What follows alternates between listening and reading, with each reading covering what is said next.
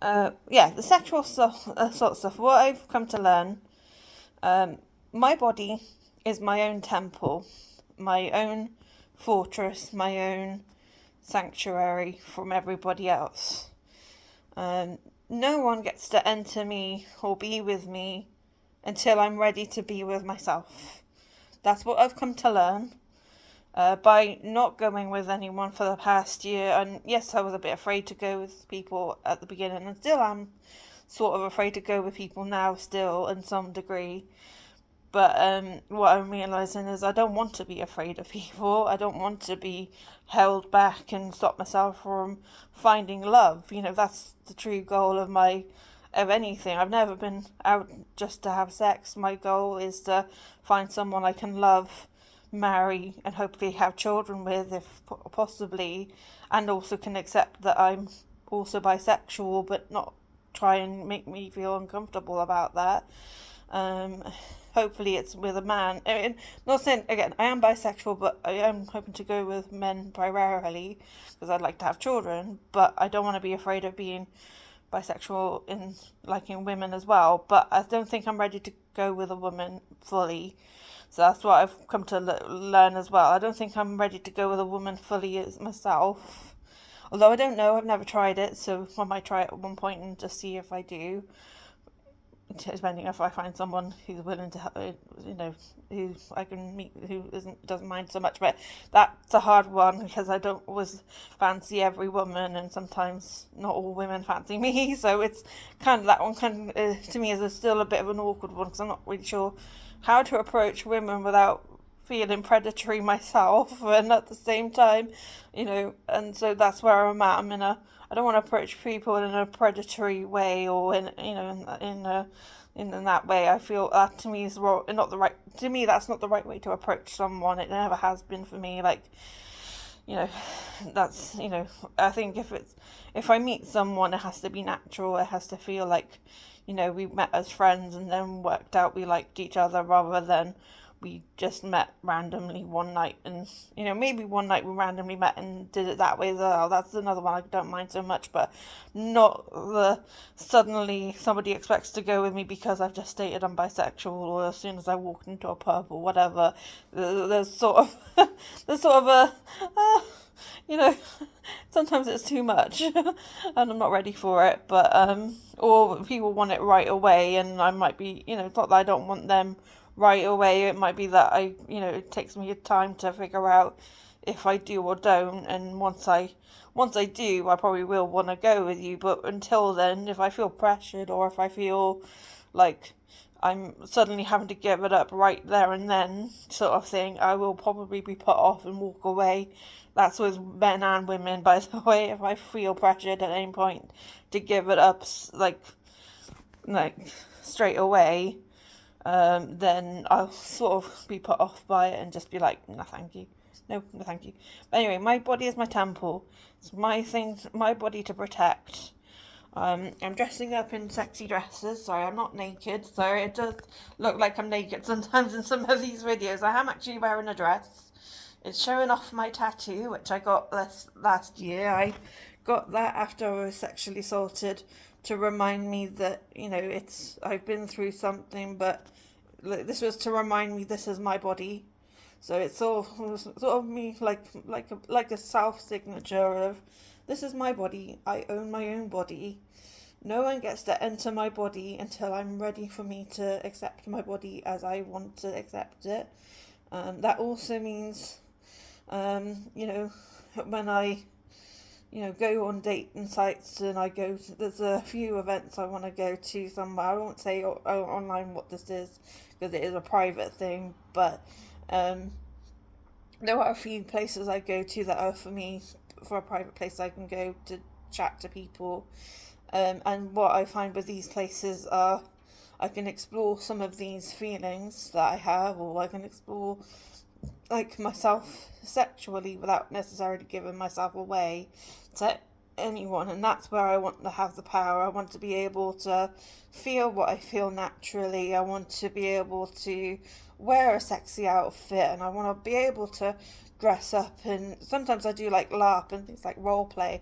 I want to sometimes just role play and not live in the real world at some point. So sometimes I just want to, but at the same time, I also find I need to be true to myself as well. So if I'm not ready to sit in a place and be naked around a bunch of people, because that's usually the thing that happens there, usually I want to no I if I want to wear a sexy dress and go and turn up, I will wear a sexy dress and turn up. And I've learned that the people there are the same people at a different event, and I realise I do know them, I do get on with them, and actually I have learned to trust them over the last several years of my life, and so therefore, I have been going to these places quite a lot. I didn't always, I used to think, what's the point of me going to these places, because I didn't really hook up with anyone, I didn't really chat to anyone, I chatted to people, but I didn't really engage with anyone in a physical way. But I realised what I've learned is I've been learning how to be confident in myself a specific way. I've been learning to accept myself for the way I am, and learning to, I have these, these things. I wasn't quite ready to always go with people. Sometimes I wasn't. In the beginning, I was trying to sort of go with people, but I realised in the last year, I was in that I'm still going to FetLife, basically FetLife. Got it. I go to FetLife, and I was in that. I go to these things, and I'm not looking to actually go with anyone. And is there a point in me going if I'm not looking to actually date? Because that might feel like I'm wasting everyone's time. And I realised I'm not. It's actually, for me, it's where I find a bit of confidence, because I can talk to people about my hang-ups a bit, and we all know those sort of feelings that we want to be a certain way and not necessarily be judged for it. And at the same time, it doesn't mean that you're perverse because you have certain feelings. It doesn't mean you're perverse because you want to have sex. If you do want to have sex, there's nothing wrong in that, so long as you find someone within your age group and you're an adult, and you have consent. So long as you have consent with each other, it's got nothing to do with anyone else, what you do with someone. But at the same time, you have no rights to me until I say yes to that situation. The same as I have no rights to you until you say yes to that situation. So for me, the consent is between each other, and if I don't give you consent, you can't enter me, sort of thing. You can't touch me, you can't hug me, you can't do that. If I don't give you consent to get close to me, you'll never get close to me, sort of thing. So that's the way I go with it. If I don't give you consent, then that's it. I'm not giving you consent all the way, sort of thing. And I'm learning that for myself and realising that is an important thing to put in place. And I realise that's an important thing to remember as well when I'm friends with people who don't have feelings for me as well, when I've always been like, oh, why don't they like me, blah. Or no, like me, I'm not up for it, don't want to have it, other people are the same, they're not into it, they're not wanting it. It might not be a personal thing necessarily against me in that way, it might be just something they're going through, but for whatever reason, I can't, respect boundaries basically, and just be like, right, walk away, because it's not fair to perceive someone in the bad way, and it also makes me out, I don't want to be that kind of person myself, and that was the other one. I don't want to be a predator myself. If I am all this, if what I've learned is if I'm as predatory as some of the guys out there, or I think at one point, I'm not saying, not in a, like, I've never raped anyone, I've never actually sexually assaulted anyone, but I think that's what I've realised. I've probably been in situations where I've been as close to sexually assaulting someone as the other way around. Not that I've gone through with it, not that I've always managed to pull myself away to some extent and make sure I don't cross boundaries, but I realised it's not fair, and then that's what I realised. I sort of woke up to it after I was sexually assaulted. I have been in situations where I've almost done the exact same thing, and then again, I've been feeling guilty about that, because am I this predator? Am I this horrible person with all these feelings that, has overstepped my boundaries and have, done the wrong thing, and But the differences are I've not actually gone through them. I've walked away. I've gone, this can't happen. This is not fair. Leave them alone. Like, if somebody has said they're not interested in me after a couple of times I've said something, I've realised I can't keep doing it. I have to walk away. And then I realised I can't be that way around people. It's not fair. And at the same time, I've learned I'm not that way actually at all. And in fact, my sister had to tell me this the other day, is that I'm not stalking, I'm not like that. It's just I'm inquisitive. I like to know, I like to, I care about people, so sometimes I want to know how people are and stuff, and that's the usual other thing. I'm not trying to always stalk people.